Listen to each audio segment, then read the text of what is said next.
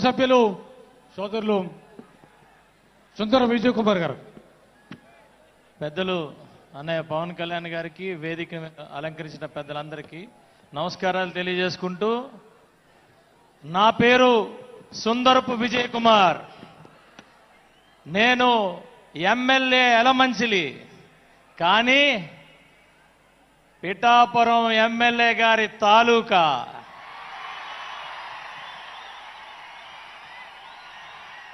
ఇదే పిఠాపురంలో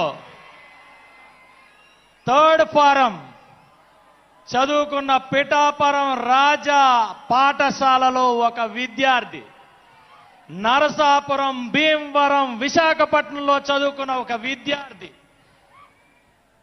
మన్యంలో మరి ఎంతో కష్టాలతో ఎంతో బానిసత్వం చేయిస్తున్న బ్రిటిష్ వారిని చూసి ఎదురు తిరిగి మరి ఆ రోజు ఒక స్వాతంత్ర పోరాటం చేసిన మన్యం వీరుడు అల్లూరి సీతారామరాజు గారు. ఆ అల్లూరి సీతారామరాజు పట్టుకొని కాల్చేటప్పుడు ఆయన గుండెలు చూపించి ఒకే ఒక మాట అన్నాడు, నా రక్తం చిందించిన ప్రతి బొట్టులోంచి ఒక అల్లూరి సీతారామరాజు పుడతాడు అని. 1924 మే 7వ తారీఖున ఆదివాసీలకు ఉన్న ఆశాదీపం అల్లూరి సీతారామరాజు గారు అస్తమిస్తే 100 సంవత్సరాలకి మళ్ళా అదే ఆదివాసీలు అందరూ కలిసి 2024న పవన్ కళ్యాణ్ గారిని మళ్ళా గెలిపించుకొని అదే ఆదివాసీలకి సేవ చేసుకునే భాగ్యం, ఆదివాసీల కోసం నిలబడే ధైర్యం కల్పించారు.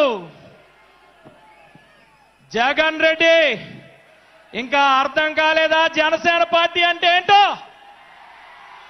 ఎందుకు పుట్టిందో? ఇది జనసేన పార్టీ.